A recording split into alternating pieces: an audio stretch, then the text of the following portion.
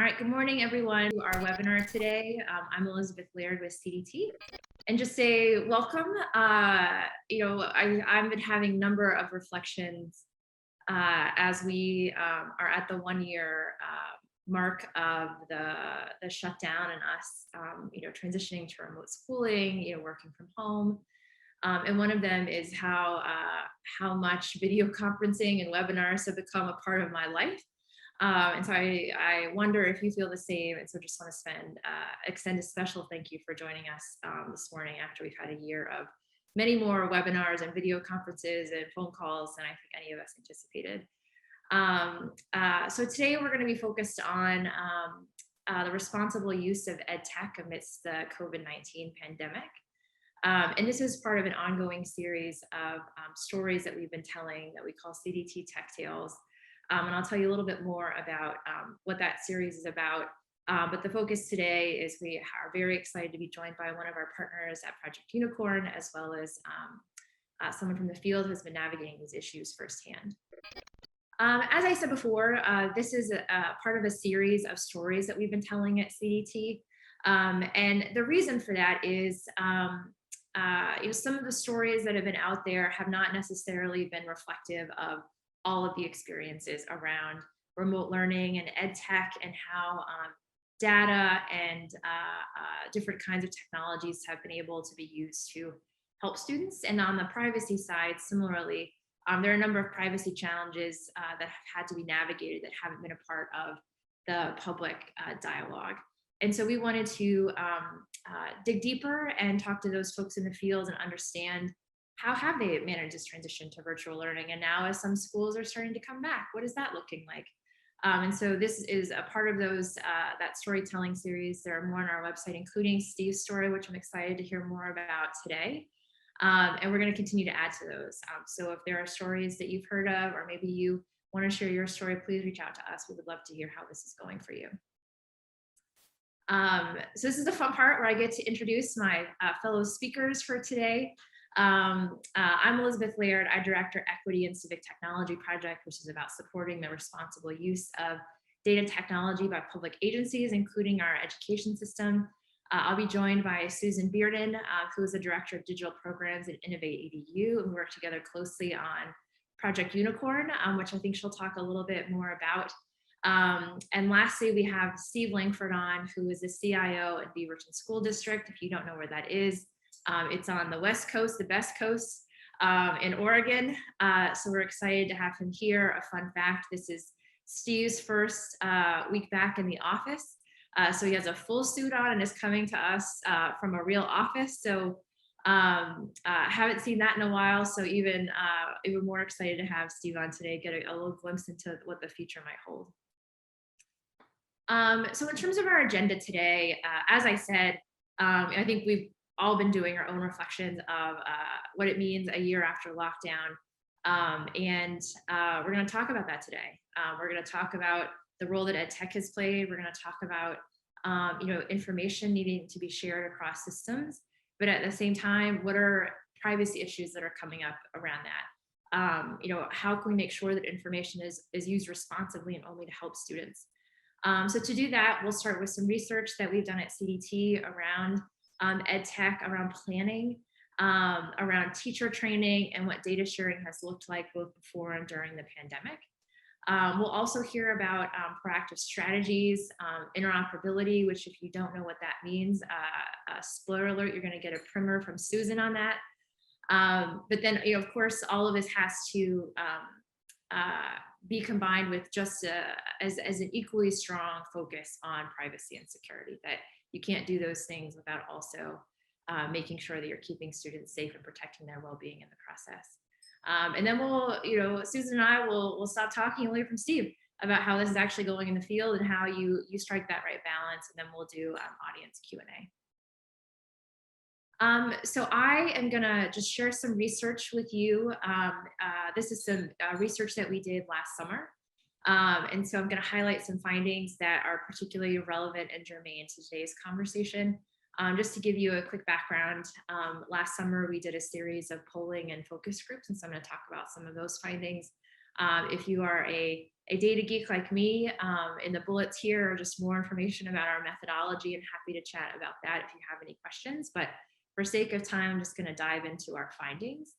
And I'm going to focus on three important areas that I think give some context for today's discussion. One is just about the role of technology and privacy during COVID-19.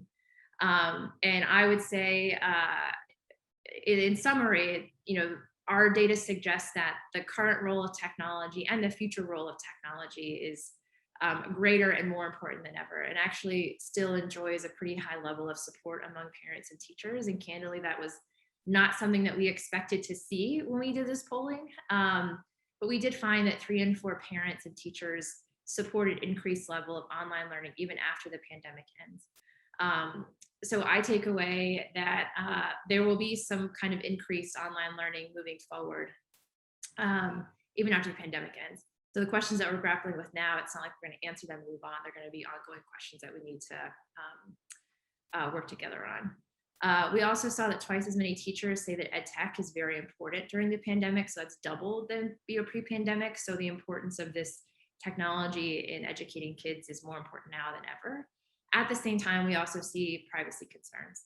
1 in 3 parents and teachers have increased concerns about student privacy during the pandemic, and specifically related to parents, we see their concerns grow the more that they learn about it. So it's not something that parents have considered and have decided they don't care about. Their concerns are pretty high, and the more that they learn, the more concerned that they get, which is why it's even more important for folks like Steve to be explaining and engaging with parents about how they're protecting their child's data. When it comes to technology planning, which we'll talk more about today and how important it is to be ready for these things, we found that 6 in 10 teachers report that their school has a technology plan that addresses privacy and security. So the good news there is that the majority of teachers are in schools that have these plans in place. The bad news is that 4 in 10 work in schools that don't have technology plans that address privacy and security. So it's heartening to see that these things exist, but there's still a long way to go to make sure these exist in all schools. And another interesting piece that I think Steve will also touch on is, how do you engage teachers in these conversations? And that there's been a perception that things like technology or privacy or security are too technical to engage with teachers or parents on. They just won't get it. What we found is that for the teachers that are in schools with tech plans, at least 2/3 are given the opportunity to give feedback. And so that's really important and I say this as someone who worked at the state level and didn't always do a good job of engaging with folks in the field and would make decisions thinking, I know what's best for them, maybe, and I didn't. But having that two-way feedback loop is really important. Most importantly and most exciting is that teachers who work in schools with tech plans, according to our research, they have a greater awareness of privacy. They're getting more training on it. They're having more discussions with students about privacy. So having a plan like this in place and making sure that teachers are aware of it has a positive effect on building their capacity and confidence and the kind of exchanges that they're having around privacy. And then the last piece that I want to highlight that I think is relevant to today's discussion is how teachers are using EdTech and the kind of training that they're getting on privacy. And so here, almost half of teachers have not received any substantive training on student privacy. And so this is super important because most of the issues that we see related to privacy and security are the result of human error. And the way that you address that is through training. So again, majority of teachers are getting some kind of training, but too many aren't. And to double down on that, the training has to be reflective of what the primary concerns and threats to students are. And during the pandemic, I'm sure we all saw the articles about Zoom bombing, and not just, funny stories of a student entering a class they shouldn't be in, but, adults, infiltrating online classrooms and showing child sexual abuse material or racist language, like really, events that can really inflict trauma on students. And we saw that 65% of teachers are using video conferencing technology, but only 19% have received training on how to use it privately and securely. So that gap is really important to note. And so even though we're seeing some training, we're not seeing it focused on, the most pressing issues that are not always necessarily, about legal compliance, but they're about keeping students safe. And that really should be the North Star when it comes to training. And the last data point that I'll talk about, and I think Steve will touch on this too, is how teachers are making decisions about what technology they use. And we found that 1 in 5 teachers, so 20%, have used a new technology that has not been approved by the school or the district. And so that, like, vetting and making sure that something is safe and secure and appropriate for students is not happening, or it wasn't last school year. And I'll flag too that we are updating this information and hope to share some refreshed information about how it's been going this school year and the next month or so. So stay tuned. But this reflects where students and teachers and parents were last school year. And then the last thing I'll say before I turn it over to Susan to talk about what the heck interoperability is and what its relationship is to privacy, is just to flag some of the work that has been happening around data sharing. And I think with a lot of things related to the pandemic, everything felt new.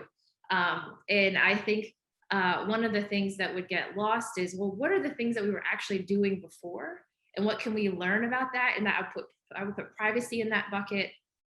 Schools have been dealing with issues related to that for decades. And I would also put data sharing in that bucket. I think part of my role on this webinar is to talk about what some of the risks are, but also how you can navigate some of that. So when it comes to data sharing, and this is looking at sharing across systems and across sectors, just to say out loud, and I think we all know this, but sharing data always involves some kind of risk. It's important to know that, to own it, to not downplay it. Like, this is just the reality. And also to name what those risks are. And the reason I think it's important to name the risk is because that's how you can combat them. And so if you stay at too high of a level, I think it's really hard to marshal your resources to prevent them.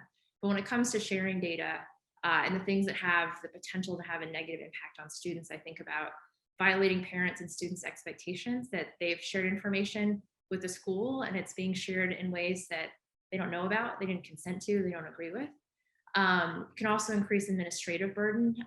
Districts and states and schools have limited capacity. And so if you're adding on sharing data and maybe in a way that isn't critical or aligned to how you're supporting students, you can actually make their lives harder.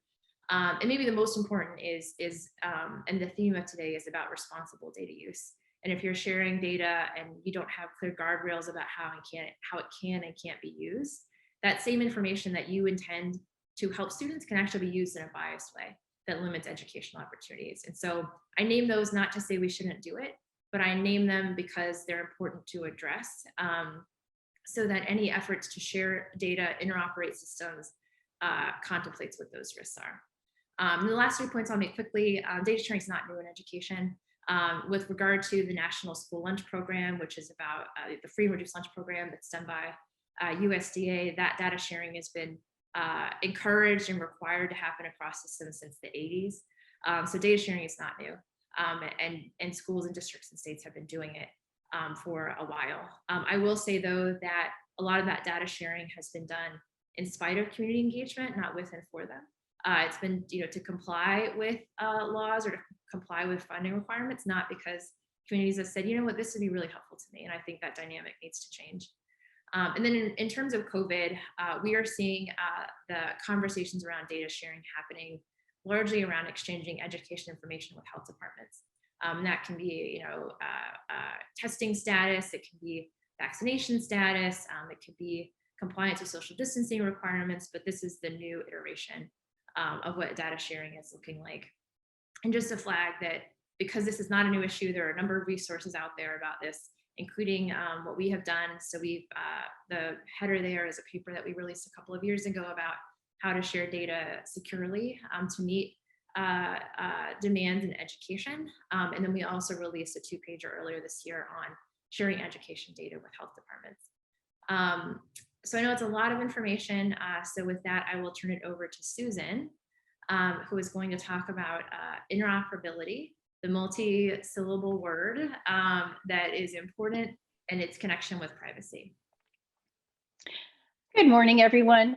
I'm so happy here to talk with you this morning. And I think one of the most important questions people ask with regard to interoperability is, what is interoperability? It's something that is foundational to our everyday lives, but most of us don't realize it. So interoperability is the seamless, secure, and controlled exchange of data between applications.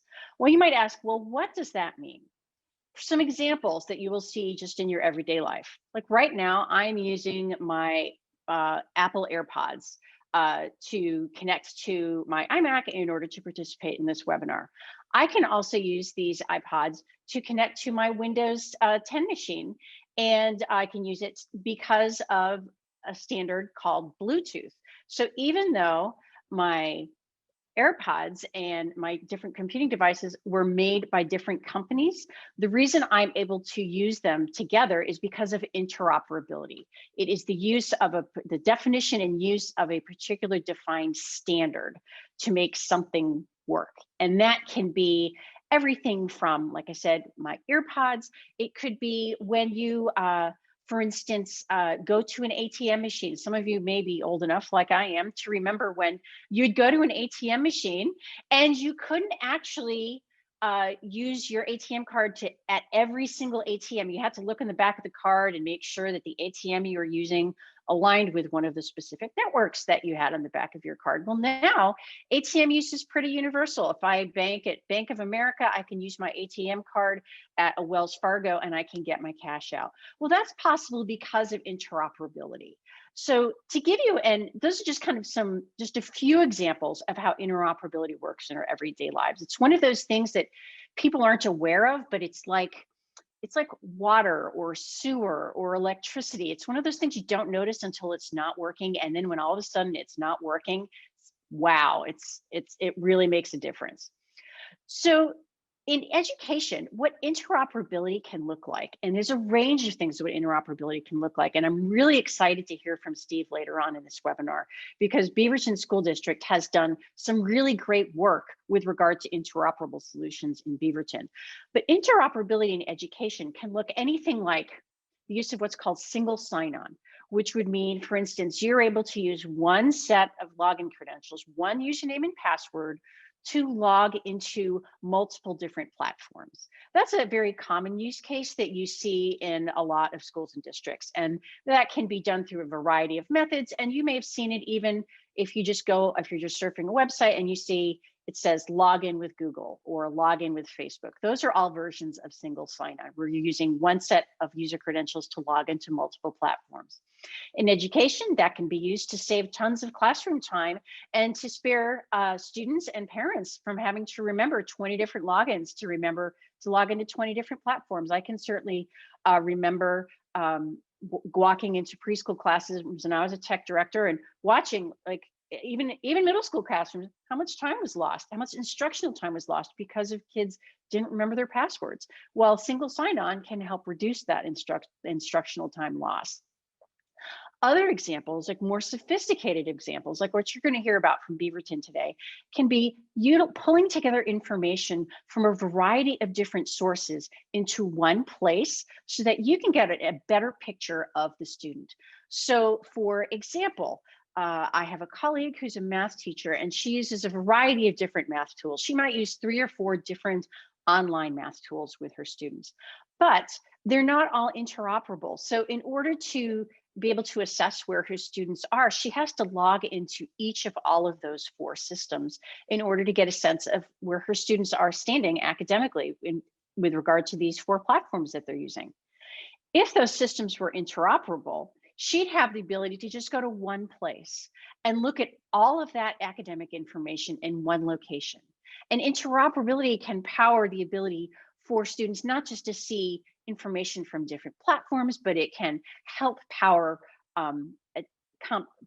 platforms where you can, for instance, have one location where you can see student attendance, you can see student grades, you can see all of that important information in one place and then drill down to get more detailed information.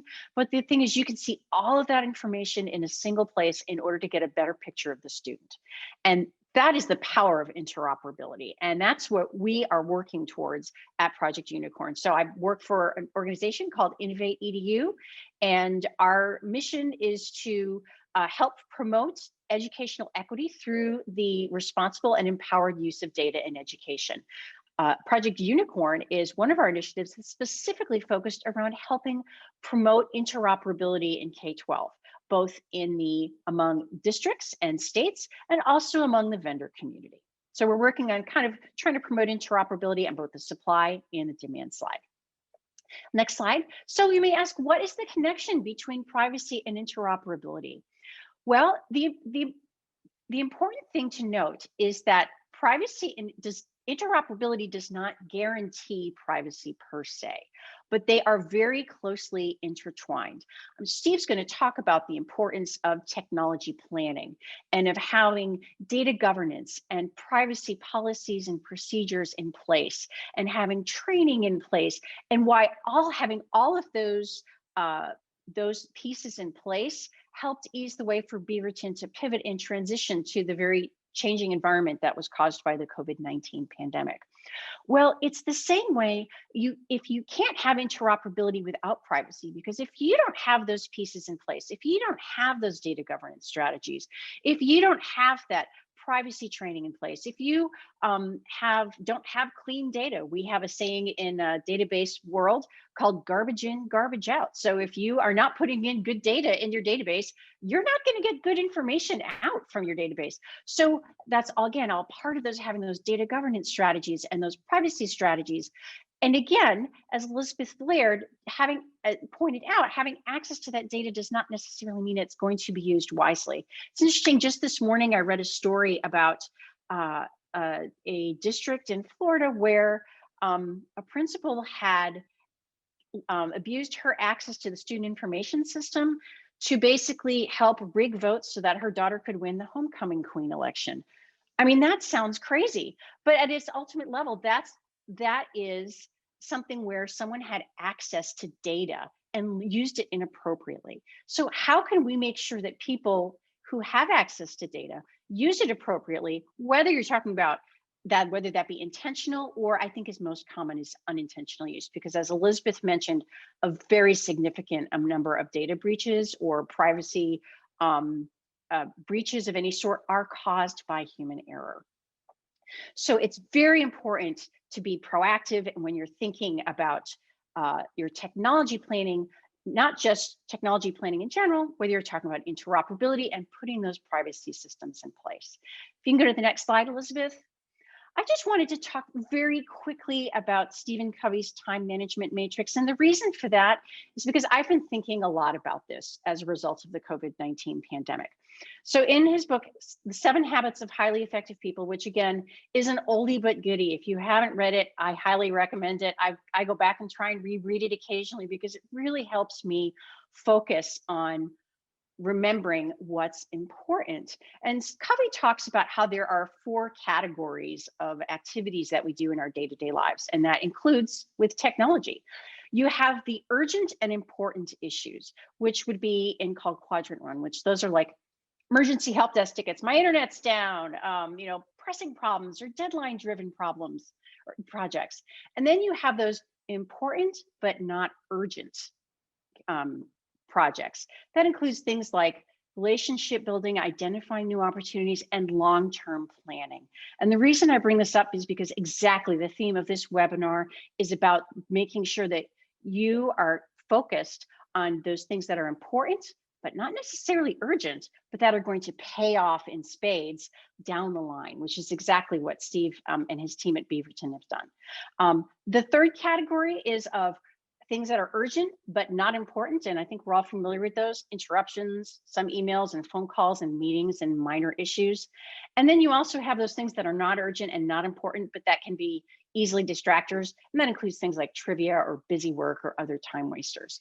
So the reason I'm bringing all this up is because it's not always easy to focus on these kinds of technology planning activities whether that's for interoperability or for privacy or for more other technology planning, when you're in the heat of the moment, especially during the COVID pandemic, when everything seemed to be urgent and pressing and had to be fixed right away. So I guess the message I'm trying to get across is that whether you are planning for technology operations, for interoperability implementation, or whether you are planning to improve your district's stance on student data privacy, this is one of those not urgent, but really important critical processes that I would urge you to make time for, and also urge you to create space, for instance, if you're at the state or district level, for others to take the time to engage in these kind of planning activities. If you could go to the next slide, Elizabeth.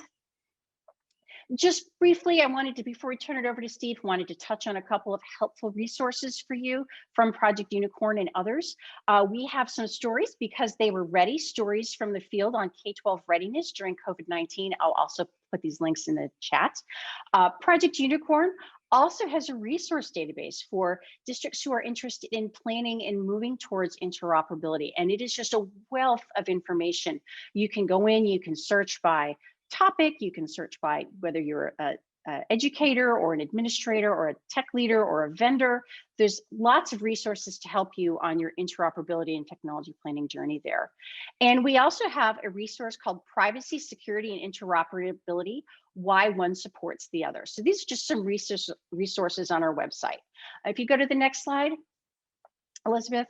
And of course, CDT is always an amazing resource for data and student privacy use. So definitely encourage you to check out their website.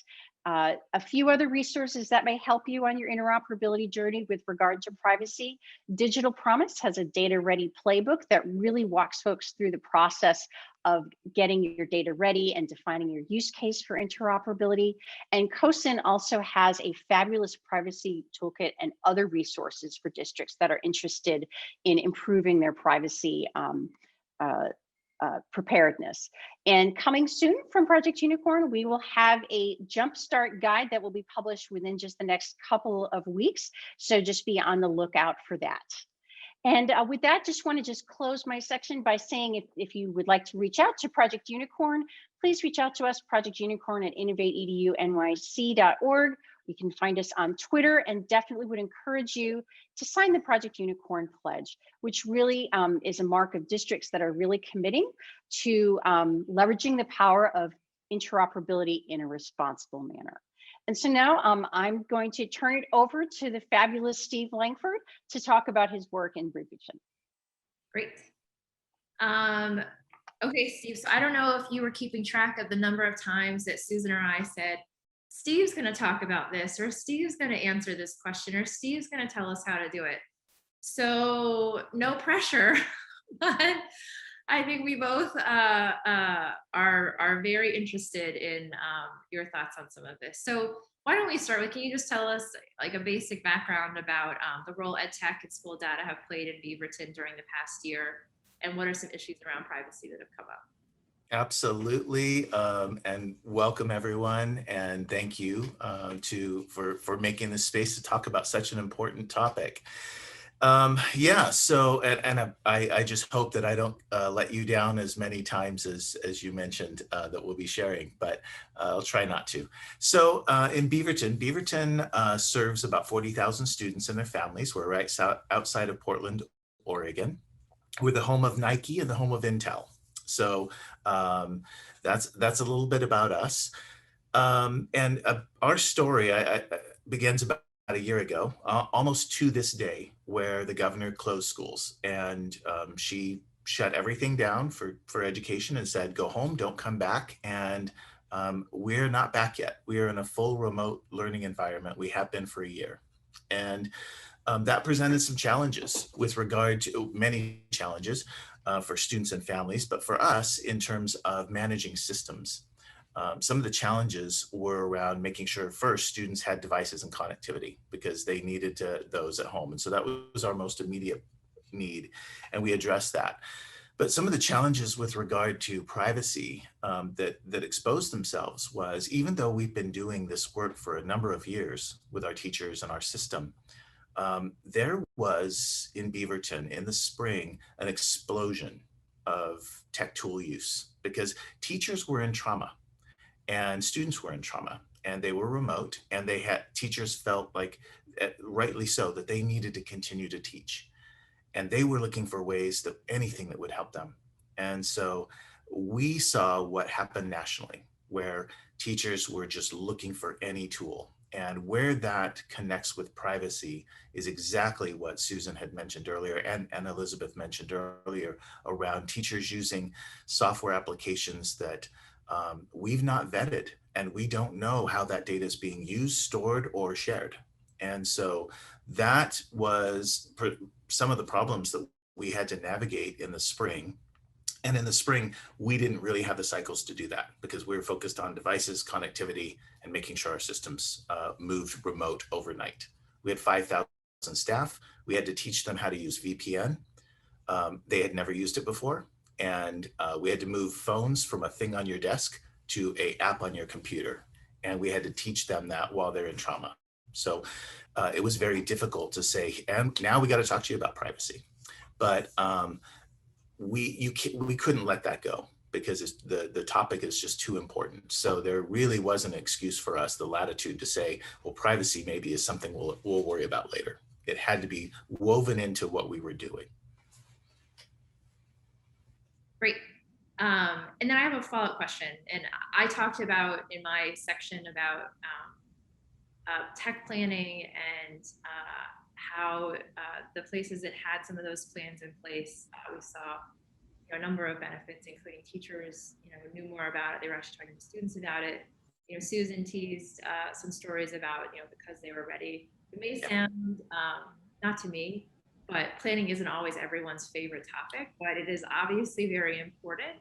Yes. So, or maybe for non-believers or folks who are not as into planning as maybe Susan or I are, can you talk about like plans and capacity and structures that you've had in place before the pandemic and how those things played out during the pandemic and what shifts, if any, you needed to make? Sure.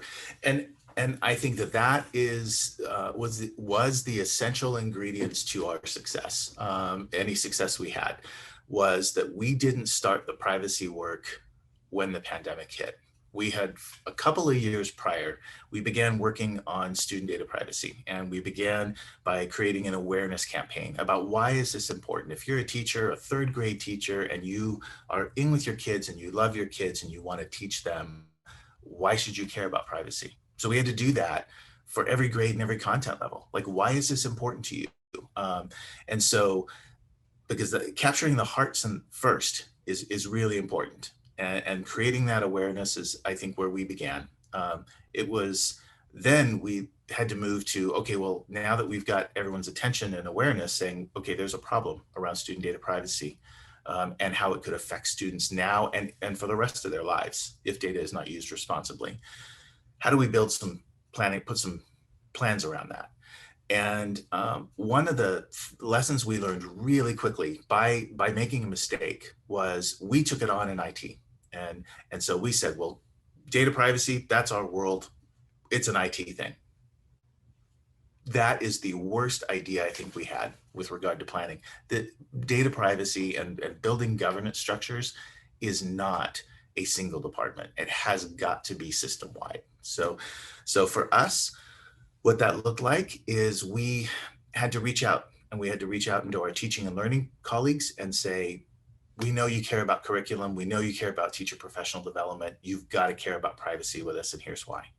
Then we realized really quickly we needed our attorney, and we needed probably our most important partner, our purchasing department. Because when you attach privacy to contracts, that is when you have the most leverage to get what you need. And it speaks to Susan's interoperability messages as well.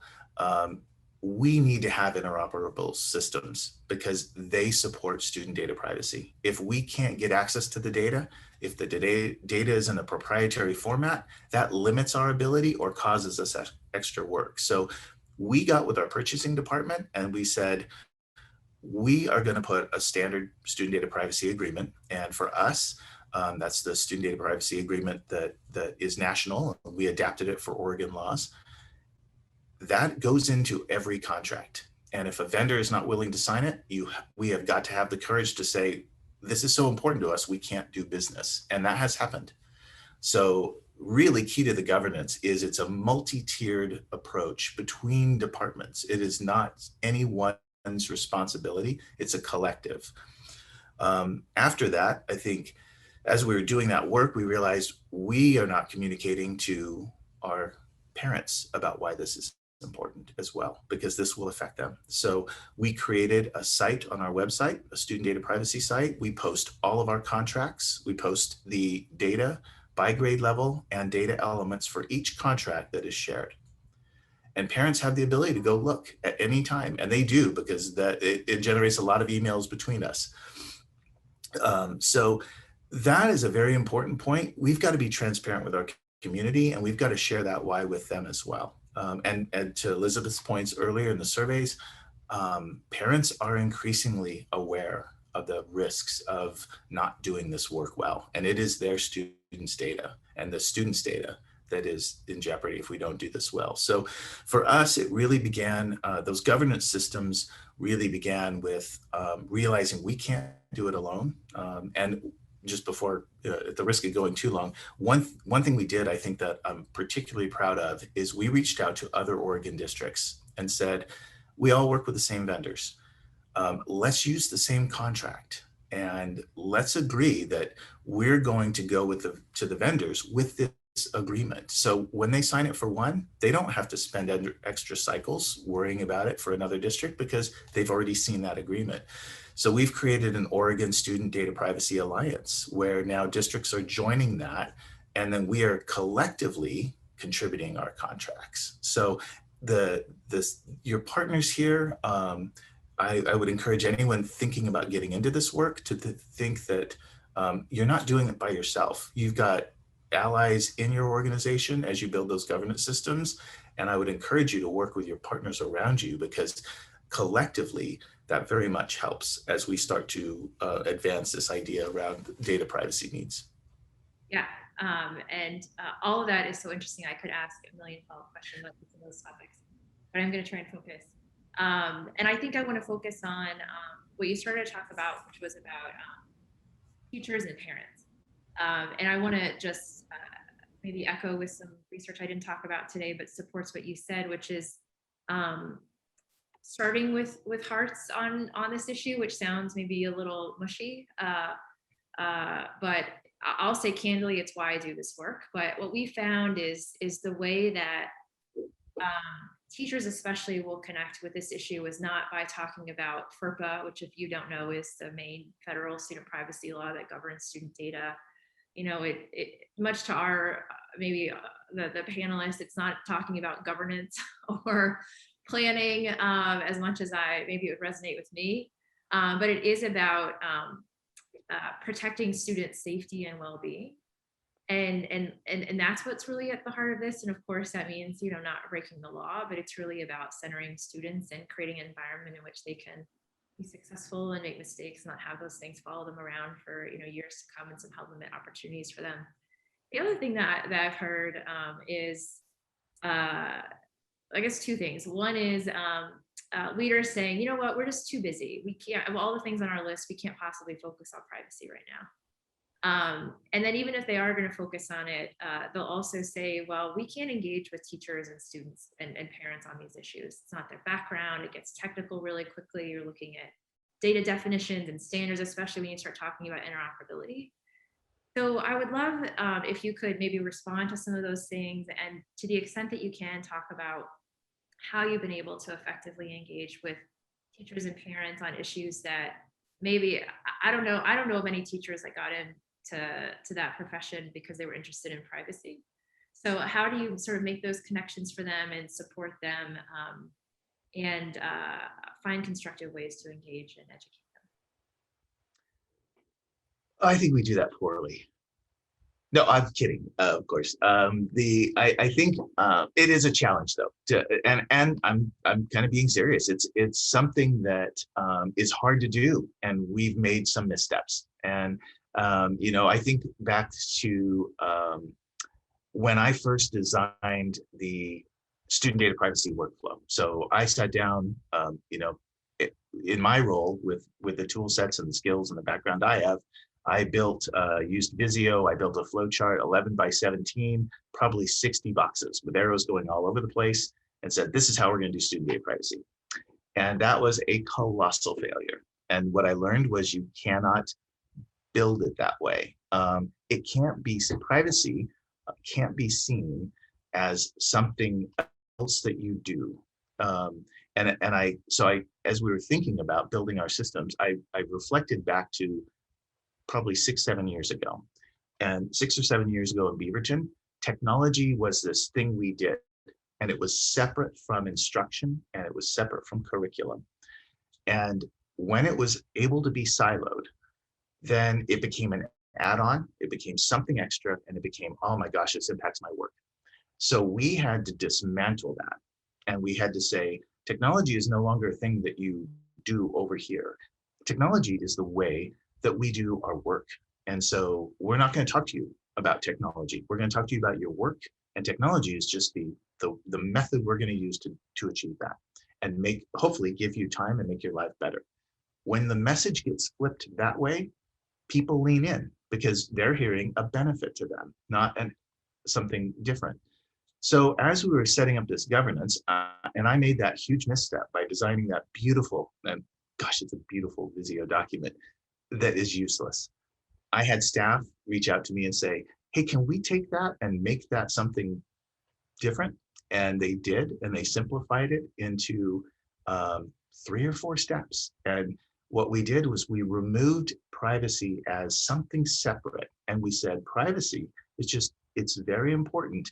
And here's how we do our work, and here's how it benefits you. When we did that, we had people lean in. And so it was the combination, I think, of messaging in that manner, and it was the combination of the partners we had.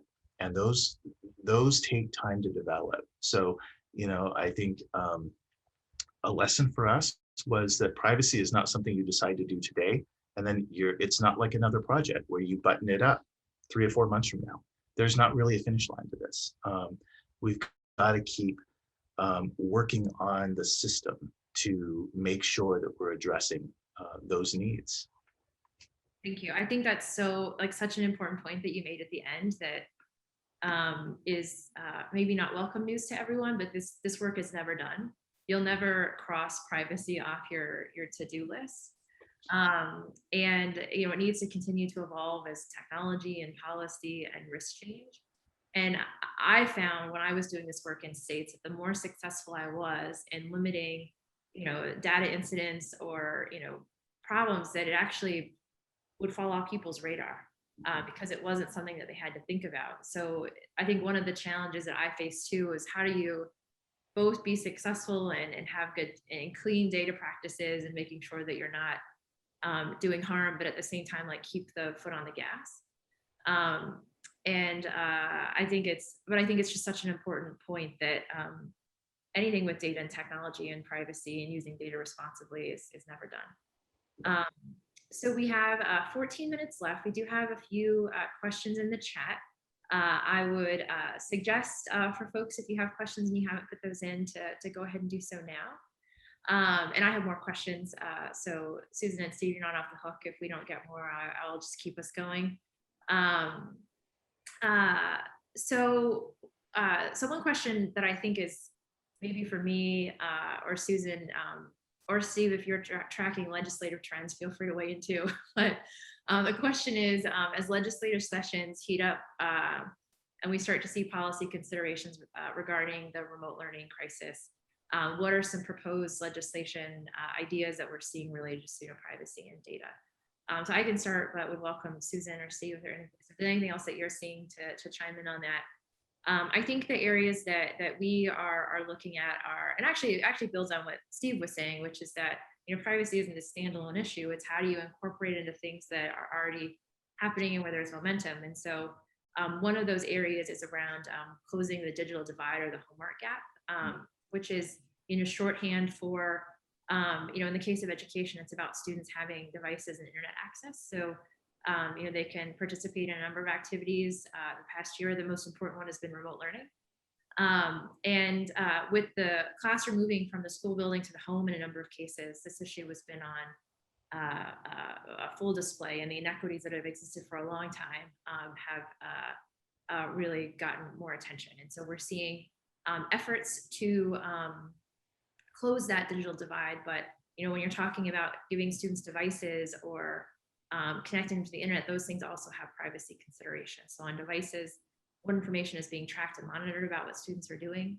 On internet connection, how are districts even assessing who has it and who doesn't, and what kind of information are they collecting? Are they sharing it with internet service providers? How do you make sure that in doing so they're protecting that information, and internet service providers aren't going to turn around and use it for something that is not education related? So I think that's one issue that we're definitely looking at and providing comments on, and making sure to raise those privacy issues. And then the second one, which we haven't talked as much about today, but is a huge issue and has been, but is definitely becoming more prominent, is cybersecurity. And so, cybersecurity attacks, including but not limited to ransomware, are not new. They have been happening in education, but they're increasing. And this is another one that I would connect to your heart. Like the real life implications of this mean that students are not receiving instruction.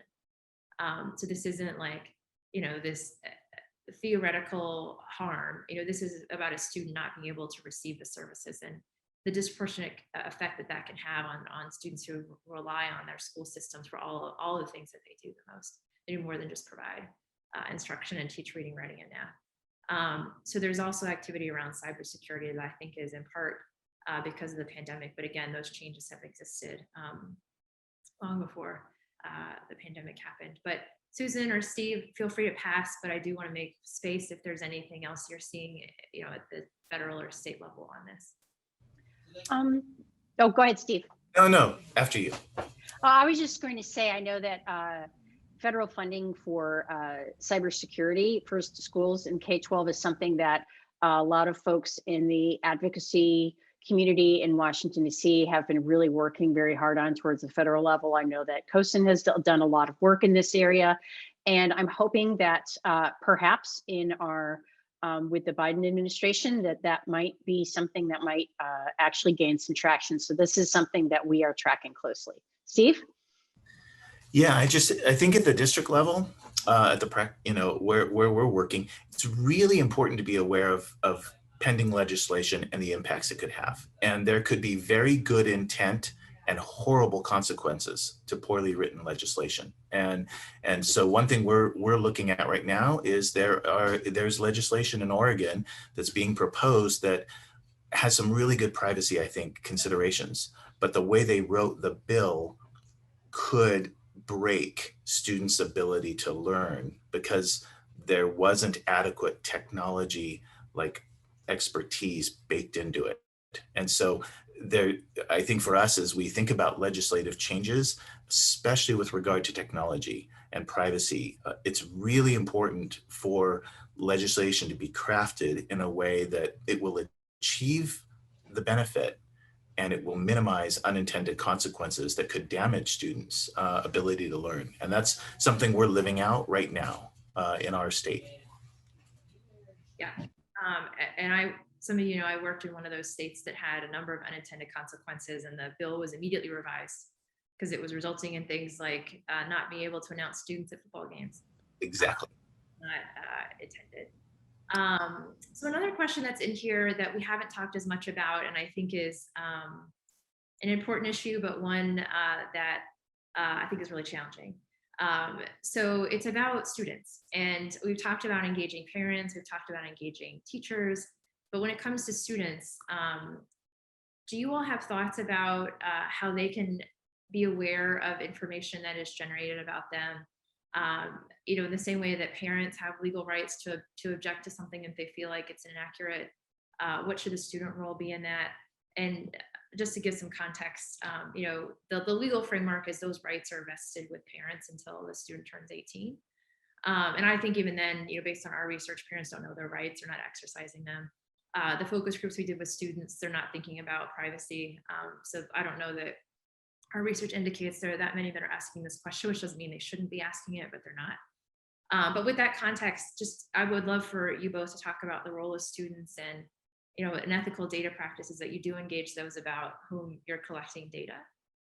So what do you think about the student role in these conversations? Yeah, we've been talking about that. We do work with students. They when they leave us as seniors, we've got instructions on how to export their work because their work is in digital systems, which I think is important to them, particularly if they're heading off into higher education. But we have been talking about, is there a way to build kind of the student education record export so that that would be an option, so that students would have the ability to push that button and say, this is your education. This reflects what we have for you, about you, as with your time with us, during your time with us. That was conversations we had with some partner districts in Oregon, because we thought, rather than do this by ourselves and spend a lot of cycles, how can we partner with others so that we can reduce the workload? And then COVID hit. And so, so many great ideas. I think we've had to move to address the urgency of the immediate situation. But that is something we have begun talking about with some partners. How could we do that in a way that students would have a very easy way to get that access to essentially it's their information. And so how do we provide it for them? I'll just piggyback onto what Steve was saying. I think there's kind of two different levels with students. There's one, I think it's important just as part of the general digital citizenship curriculum to teach students about student data privacy and how their data can be tracked every time that they go online, and making sure that they understand the implications. And that is, again, there's kind of general student data privacy training, which there's a number of different curriculums available for that. Common Sense Media is probably one of the best known, but there are others. So it is, I think, important to educate students about data privacy.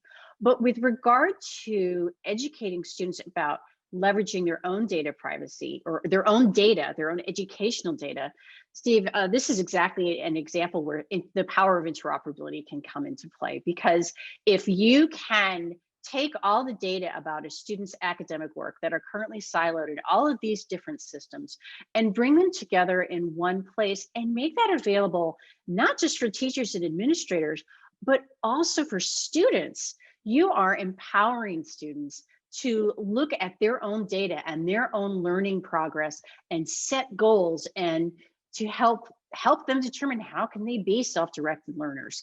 And I think that is critical. We talk about how you learn not just from experiences, but really about reflecting on your experiences. And I think giving students access to that data and giving them the opportunity to reflect on their learning process and how they can grow and improve and set goals themselves is critical. And that's just another aspect of one of the powers of interoperability that I think a few districts are just now starting to take advantage of, but which I think there's tremendous potential in the field. Great. So 4 minutes left. So get your questions in there. There are at least 3, 2 of which I think are quick, but one. So this could be $1 million question or a multi-million-dollar question. How do you know if vendors are doing what they say they will do when it comes to protecting student data? What kind of policies do you put in place? How do you make sure they're doing what they said they would do? Yeah, I think that's a really good question. I think Susan asked that in the chat. And I think for us, and I mentioned this earlier, getting it into the purchasing contract is key, because you don't know you have a problem until you have a problem. And when you do, you have got to have a document, a contract you can go back to and you can reference. And so for us, our student data privacy agreement includes clauses that we will be periodically reviewing. Now, whether we can, if we want. Now, that gives us the ability, if there is a problem, for us to review their practices as vendors. I can tell you, we've not really exercised that just due to workload issues. So most of it is get it in the contract so that if there is a problem, you're not dealing with how to resolve the issue while you're in the issue. You do that in the contract. So that would be my counsel, and that's the way we've approached it. Yeah, and one thing. Yeah, I'd agree. Oh, go ahead. Go ahead, Elizabeth. I was just going to say, I agree 100% with what Steve said about getting that language in a contract. And that goes for free applications as well, not just paid applications. Absolutely. I was just going to add, when I was in DC, we supplemented our contracts and our data sharing agreements with, for example, one thing that we looked at was deletion. How do you know that if someone has said they deleted the data that they actually have, and you can't, you would be violating someone else's privacy if you went in to verify, the information wasn't there, and how do you verify the absence of something? So we also put in place a process that was not legally required, but a good practice that someone at the very senior level of the organization had to attest that they had deleted the data and in the way that we had prescribed that they delete it. So it's a policy solution to what is actually like a technical implementation of something. So you can think about things like that that can supplement contractual language too. And that's part of our agreement, yeah, as well. The data destruction. Yeah. Okay, so I'm going to just barrel through a couple of last questions. We've had a couple of questions in there about what is the relationship of this conversation to higher education. I think in terms of the research that we've done, we just looked at K-12. I think with that said, though, I think a number of those things would certainly translate to higher education about, planning, governance, training being a huge issue, some of the contractual things that Steve talked about. But those of us who are on the call, we have mostly a K-12 background, so we would just be extrapolating, but I think it's probably fair to extrapolate a fair amount of what we've talked about to higher education. And then the last couple questions were logistics questions about will the slides be made available in the recording? And so I will just close by saying yes and yes. We will make all of that available on our website. Encourage you to share it if you like. Also let us know what would be most helpful to you in terms of future topics. We want these to be helpful and additive. And also I hope people leave with a feeling of like, okay, so this has been a really challenging year and on all fronts, but that there is good work that is happening to serve students and families, and that data and technology really can play a role, and you don't have to sacrifice privacy and security and not being thoughtful about how you use information responsibly to serve students and families. So with that, I will close by thanking Susan and Steve for the past hour and the time that went into prep for today, and to all of our participants who signed in and asked really thoughtful questions. Hope you have a great rest of the day. I forgot to mention it's St. Patrick's Day, so if you celebrate, this is the closest thing I have to something green. So that's why I wore this today, but I hope you have a great rest of the day, whether that involves corned beef and cabbage or not. And we'll talk to you soon. Have a good one.